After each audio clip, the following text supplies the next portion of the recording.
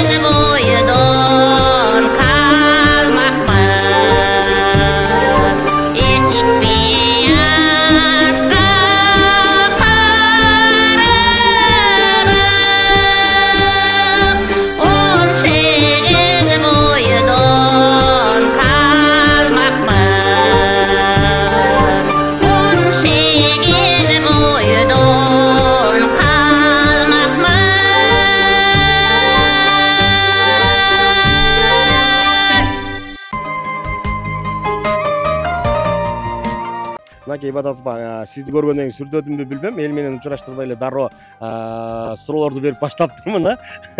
Негизи бүгүн абдан мындай сулуу болуп келип отурасыздар. Ошондуктан биздин көрүүчүлөр менен бир амандашып, учурашып коюңузчу. Саламатсыздарбы, кымбаттуу, урматтуу кыргыз элим. Бизди көрүп аткан жалпы элге ыраазычылыгыбызды билдиребиз. Биз дайым ушу 7 канал менен сыймыктанабыз.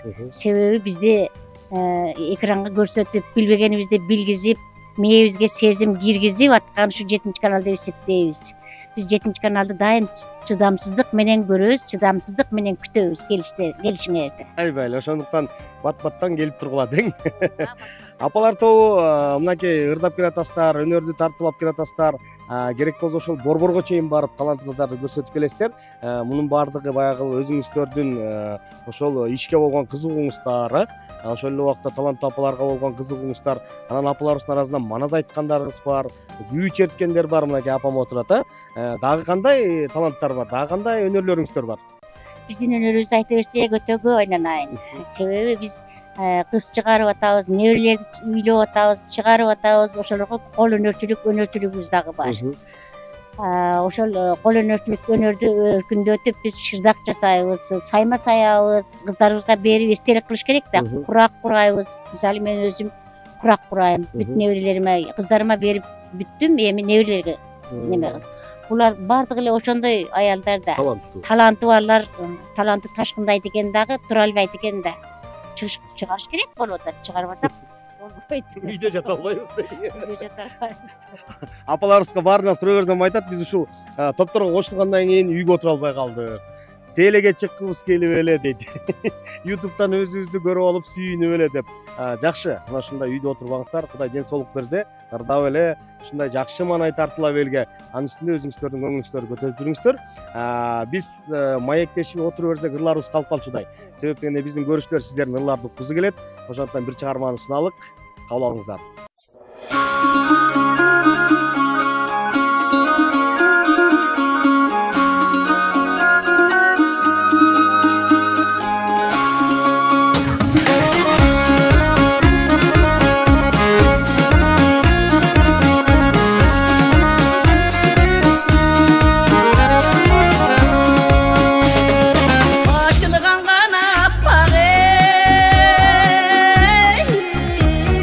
Sure.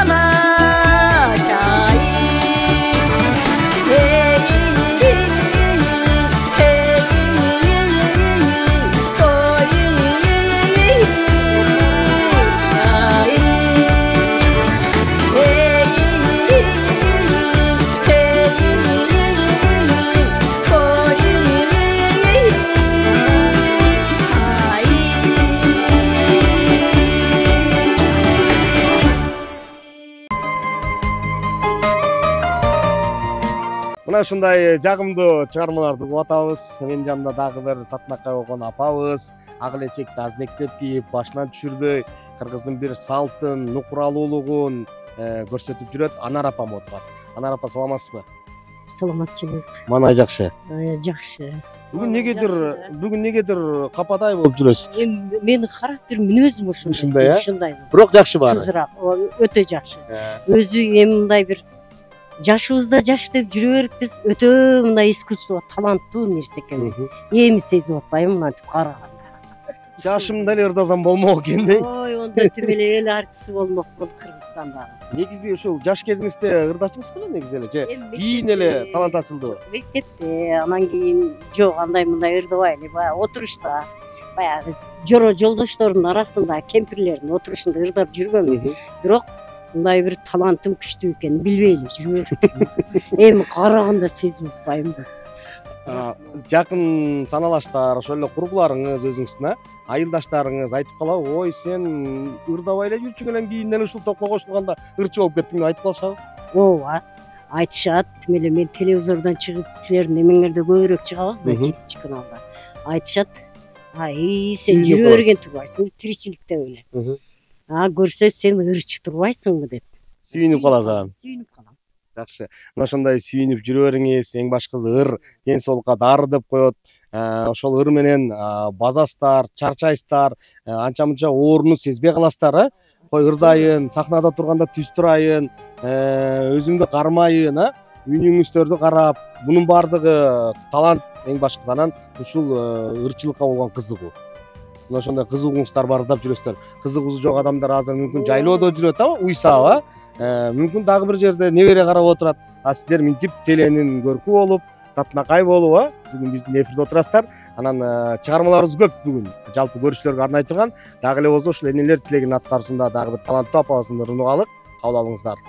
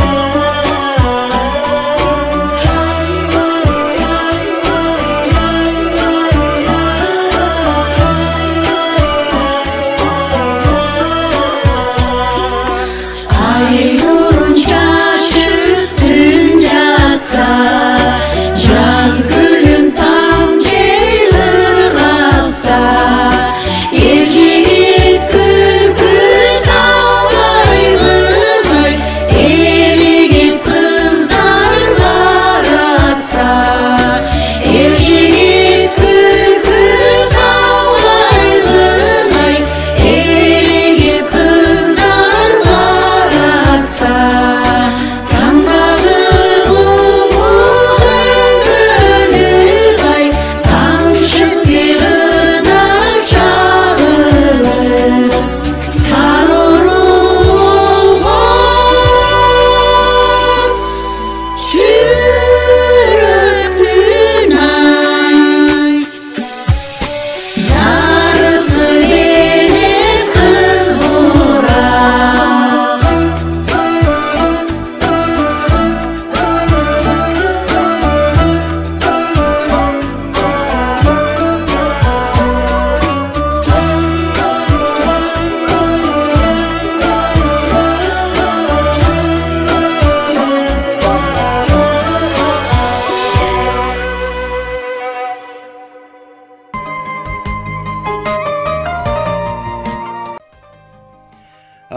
Негизи эле кандай иш чара болбосун, республикалык деңгээлдеби кандай сырттан коноктор келбесин, биз баардык иш чараларды өзүңүздөр билесиздер манас менен баштайбыз. Айтат экен, манастан чубак кем бекем деп биздин апалардын арасында да манас айткан күчтүү манасчыларыбыз бар. Алардан кем калбаган дагы бир ушул топто дагы бир апабыз бар, саламатсызбы? Саламатчылык. Мына ушул манас айтып каласыз, анан бул дагы бир өнөр да, манас айтышчы. Анан канча жашыңыздан манас айттыңыз? Же ушу апалар топко кошулгандан баштап эле ушул өнөрдү киргизип алайынчы деп манас айтып калдыңызбы? Ооба, эми бул апалардын тобуна кошулганда бир өнөрүң менен киришиң керек экен. Анан Манас айттыңыз. бизде ооба бизге манасчылар да керек дегенин. Анда мен манас айтайынчы дедим. Бул манас айтуу өзү биринчи жаттоо керек экен. Баягы жашың өтүп калганда жаттап, анан аны айтыш керек экен, өзүнүн мындай темпи болот экен айтуу. Ошентип ушул апаларда манас айтып жүрөм, жаттап алдым, айтып калдым. Манас айтпасаңыз ибадат эже топ калбайт беле, жалат беле? Балким албайт деле, балким кошуп алды. Манасчы керек эле, ибадат эже. Манасчы керек эле, эми ушул кызды алайын дедиңиз окшойт, а? Топтун арасында манасчы айткан аялдардан азыраак да. Ошого бул манаска ылайыктуу аял да. Айтканы немеси туура келет. Туура. Чындыгында апам айткандай, манасты жатташ өзү кыйын.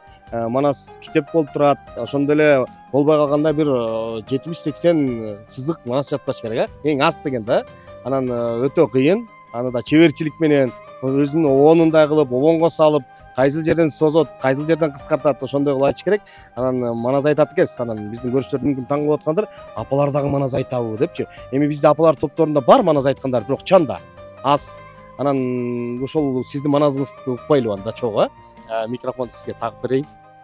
Биз жалпы апалар олтуруп алып кандай апабыз манас айтат экен чогуу угалы, макулсыздарбы? Андан эмесе кабыл алыңыздар, сиздер үчүн апабыздын аткаруусунан манастан үзүндү. Карап көрсөң дөңгөнү манаска найза саюуга калган экен камынып. Кыран манас жаш бала айта буйта деги чачып көздө жумгуча шердин шер экенин билгизип айман бол жетти жүгүрүп. Жетик бала баатырың жебеден мурун жеткени, жеткен жерден дөңгөнү кендир курдун төбө деп, өпкөнүн бир жак чети деп, жан жеринин тушу деп, өлөр жери ушул деп. Каниссе тойгуз сырын айза катымышта өттемиң. Карап турган адамдын бүткөн бою дүркүрөп, кыл күрөңдүр үстүнөн кулап кетти күркүрөп. Дөңгө жерге түшкөндө балени башка салганы, баатырың башыны кесип алганын. Ичке жолду төтөлөп, кыл күрөңдү манас жер олжо кылып жетелеп, кыл күрөң коштоп чыккыча, Кудай бетин көргөзбө, камышты көр, селди көр, каптаган калың эрди көр. Карду жолой бакырып, каканда урган чакырып, карды каттуу сал деме. Жайнап келген көп балбан манасты төгөрөктөп кал демең. Hey, өлбей тірі жүргенді не мұратқа жетелік. Маңдайға бүткін бала үшін құрман болып кетелік. Қапталынан ақ балта қачырып найза суңғаны, ортосында ер жақып ойрон манас бала үшін қырғындашып тұрғаның. Қалмақ қачып бириндеп жайлап қалған кез екен, баяғы көк жал манас батырың айдап қалған кез екен. Қарды манас баштады, жол ойынан башқасын жолғы қырып таштадың. Вали, жашай берет экен манасты. Кол чапып болчу бир. Кол чаппасак болбойт. Азаматсыз апа. Чындыгында үнүңүз бар. Ошо манаска ылайыктуу оонуңуз бар. Анан эң башкысы жаттап алган баягы айтып коет, эс тутуму да. Муну эс тутум кээ бир апалар айтып калат да. Жашың өткөндөн кийин ыр жатташ кыйын экен депчи. 3 куплет ырды жатташ кыйын депчи. Ансыңарында мынакей сиз манасты жашнакай кылып жаттап алыпсыз. Анан жана айтып калдыңыз, ушул манас аркылуу апам айтып атат.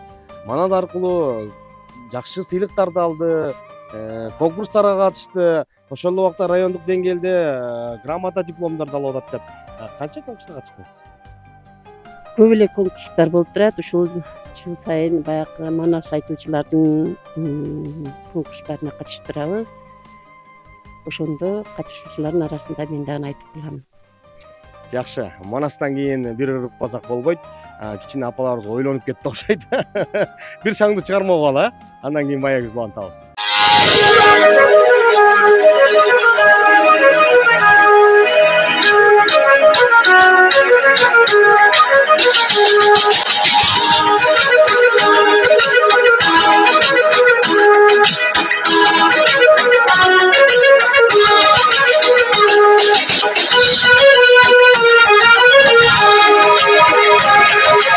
Өмірдегі қып-қызыл гүл жайнаған, өмірдеген бұлбұл бақта сайраған. Өмір барда өткізбестен ойнап күн, өмір өтсін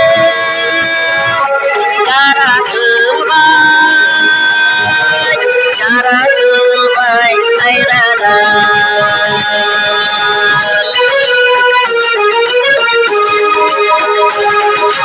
Өмір сен шалқып жатқан көлдейсің, бірде өмір салқын соққан желдейсің. Қалағанша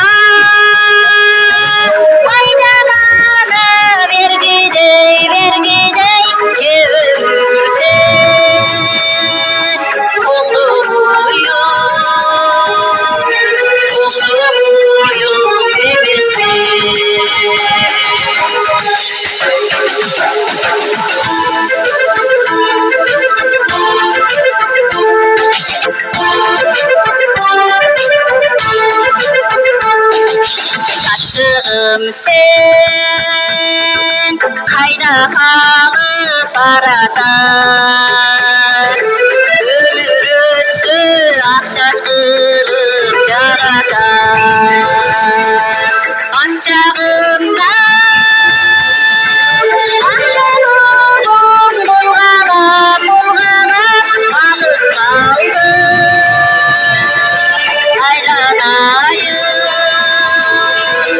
bagaça, ançağımda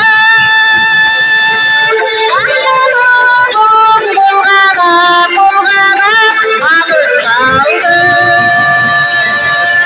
Aylanayım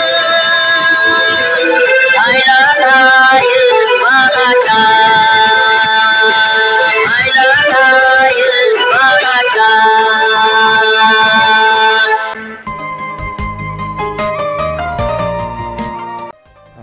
Мынакей ардактуу телекөрүүчүлөр, ушундай жакшы маанайда биздин берүүбүз уланууда. Менин жанымда дагы бир апабыз отурат. Бул апабыз болсо айта кетчү нерсе, маданият тармагында өзү эмгектенет. Ошол убакта айылдык клубду жетектеп келет. Анан айылдык клубду жетектегенден кийин апалар дагы ошол клубка келип даярданганда атайын репетициялар болот, иш-чаралар болуп калат. Ошол клубка келип даярданасыздарбы? Ал клубда негизи эле кандай иштер жүрүп атат? Биз азыркы учурда ошо клубка барып даярданабыз, программаларды түзөбүз. Кайсы бир иш-чара боло турган болсо бизге келгенде ошол программанын негизинде даярданабыз. Анан өкмөтүбүз дагы жакшы жардамдарды берип, мурунку өкмөтүбүздөн акча бөлүп апаларга элечек форма менен камсыздап бердик. Анча-мынча мындай алыскы жукка чыкканда бизге акча караштырып беришет. Рахмат ошо өкмөтүбүзгө, кээде акимдер тарабынан жардам болуп калат. Ушинтип апаларга жардамдар болуп турат. Эми анан негизинен ошол клубка келип даярданышат. Бош убактыларында ар кандай иш-чара өткөрүүнүн алдында программаларды түзөбүз. Анан Клуб баягы айткандай, клуб өзүңүздөрдүкү. Энелер тилеги атындагы Кыргыз ата айылдык клубу деп жазып койбойсуздарбы? Жок, коркок клубу эле азырынча. Буюрса маданият үйү кылсак анан ошо жаздырабыз. Мынакей апаларыбыз алдыда өздөрү бир маданий үйлөрдү ачканга да жетишкен турат. Анан маданият тармагында эмгектенет деп калдыңыз. Калдык анан ырдайт деп калдык. Сиздин аткарууңузда бир убалы. Апаларда мүмкүн биздин көрүүчүлөр да таң калып аткандыр. Маданият тармагында иштесе кандай ырдайт болду экен, кайсыл ырдайт болду экен да? Сиздин аткарууңузда бир чыгарманы угалы. Жалпы көрүүчүлөр менен көрөлүк, кабыл алыңыздар.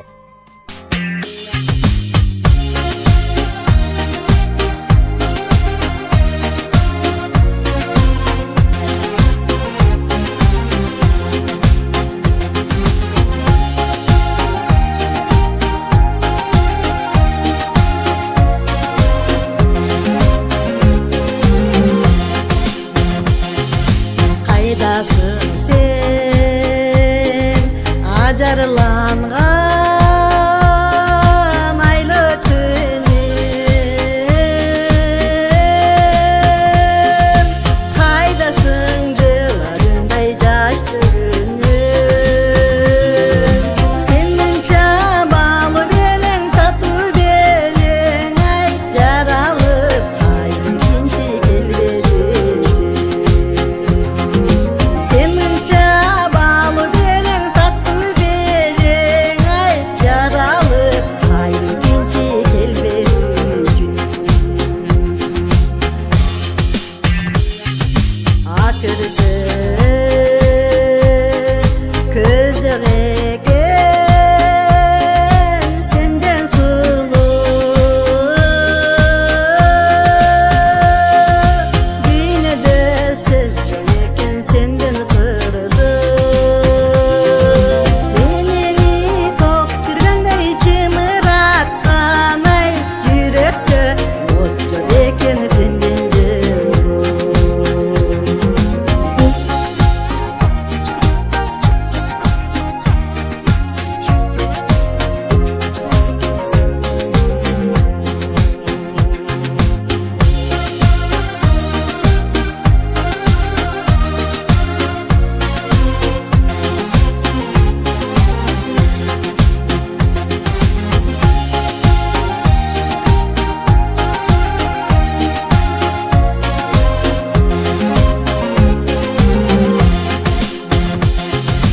Kaydasın sen külümündөгөн şattı kezdе,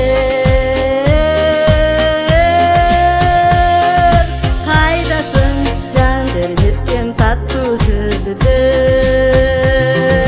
карашың сырга тола жаны турган ай кайдасың жаркын үмүт оттуу көздөр.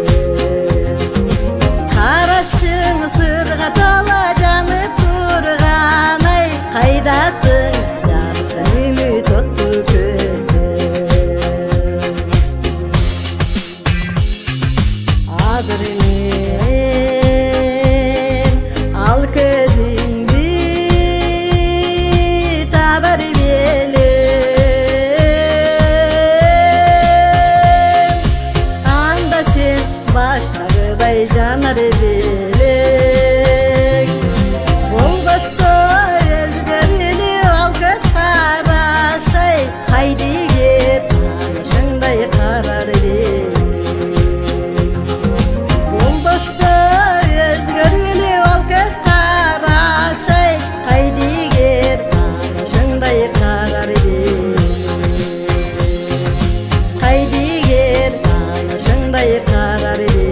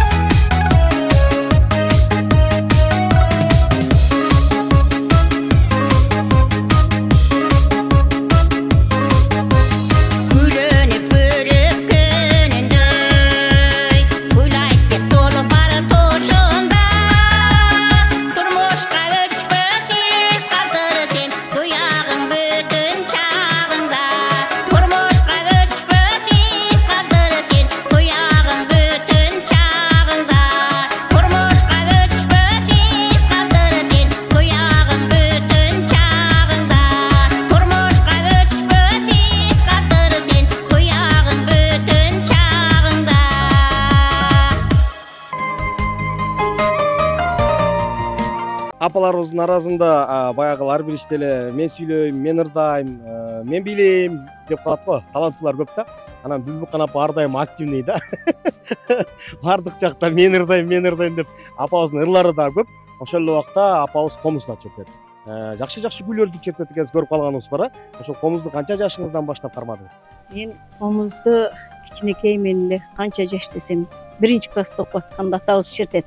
Биздин чоң атабыз атты окурда өтө комузчу киши болгон. Анан кийин менин атам Роман. Атам да комузда аябай жакшы киши. Мына Болуш Матазимов менен бирге чертип жүргөн атам да. Анан бизди эртең менен ойготкондо атам комуз менен кулагыбызга комуз черт ойготчу эле деп, тур сен анан малдайда дебейт эле, ошо комуз менен неме кылат эле, ойготот эле. Ошондонбу билбейм, атабыздан калганбы, каныбызда барбы, мен чертип калдым. Комузчу. Калган инилерим, сиңдилерим өтө сон чертет. Мен аны чертелбегеним эми. Жок, сиз деле абдан жакшы чертесиз. Себеп дегенде сиздин комуз чертип жүргөнүңүздү билебиз. Ошол убакта комуз менен ырдап жүрөбүз. Баягы айтып коет, кыргыздын өрүк комузу, кылымды мукам добушу да. Ошол жаштарга дагы азыр комуз черткенди үйрөтүп каласызбы? Ооба, неберелерим бардыгына үйрөтүп, неберелерим бардыгы чертип атат азыр. Зериккенде мен бул апалар менен кошулбаганда неберелерим менен комуз чертип үйдө ошентип отурабыз. Азыр сизден сурайын, калп айтпай чын айтыңызчы. Себеп дегенде айтып калбаңызбы, атам болсо биз уктап атканда ушундай комуз менен ойготчу депчи. Анан азыр өзүңүз ошондой кыласызбы же кылбайсызбы? Чын айтыңыз да кой. Мен азыр онтпейм.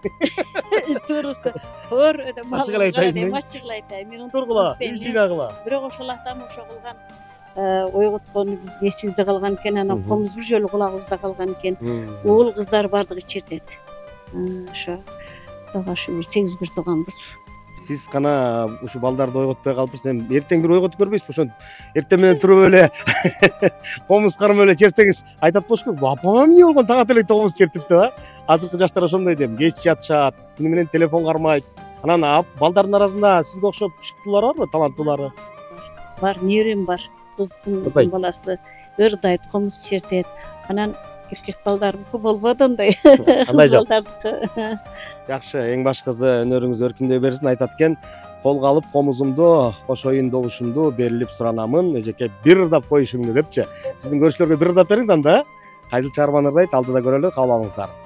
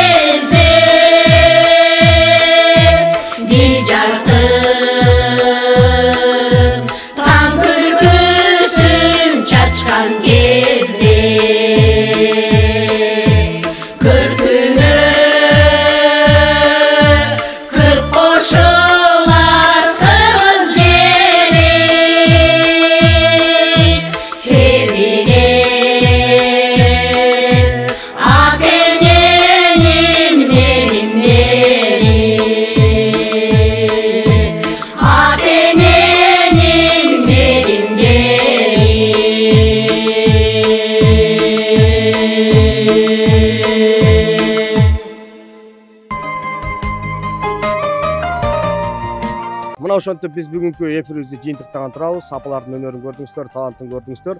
Бизге убакыт чектелүү гана, жол болсо биз сиздерди дагы ырдатат элек. 1 сааттык убакыт ушинтип көз ачып күн канча өтүп кетти. Анан эми Ибадат апа келиңиз жетекчи катары өзүңүзгө бир эркин микрофон берейин. Рахмат Бакыт, сага, Жайнашка, жалпы жамаатыңар менен биз чын жүрөктөн ыраазыбыз силердин жамаатыңарга. Себеби силер ушул жактан атартып, тонтосутуп, атайын бизди ушу эфирге алып чыгабыз деп келип атасыңар да, инанайындар.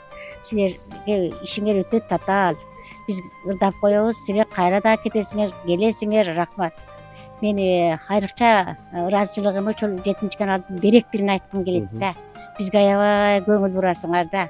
Себеби бизди силер ойготуп, силер мындай түз туруу, түз басууну баардыгын үйрөтүп атасыңар. Энелерди жашартып атасыңар. Ооруган жүрөктөрдү сакайтып атасыңар. Давлениябызды түшүрүп атасыңар. Түшкөнү көтөрүп. Аябай сонун болуп атат. Биз аябай ыраазыбыз силерге. Чын жүрөктөн ыраазычылыгыбызды жалпы энелер тилегин жамаатынын атынан айтайын. Рахмат. Рахмат сиздерге дагы. Денеңиздер соо болсун, өмүрүңүздөр узун, жүргөн жериңиздер ар дайым ыр, той, жакшылык болсун. Сиздер менен мына ушундай бир жерде отуруп, сиздер менен маектешкенге мен өтө кубанычтамын. Ардактуу телекөрүүчүлөр, сиздер энелер тилеги апалар тобунун бүгүнкү чыгарылышын көрдүңүздөр. Апаларыбыз 7 каналга ушундай ыраазычылыгын билдирип атат. Биз дагы жалпы 7 каналдын жамаатынын атынан сиздерге да ыраазычылык билдиребиз. Өнөрүңүздөр өркүндөсүн, талантыңыздар ташкындасын. Кайрадан эфирден көрүшкөнчө, жалпы көрүүчүлөр аман болуңуздар.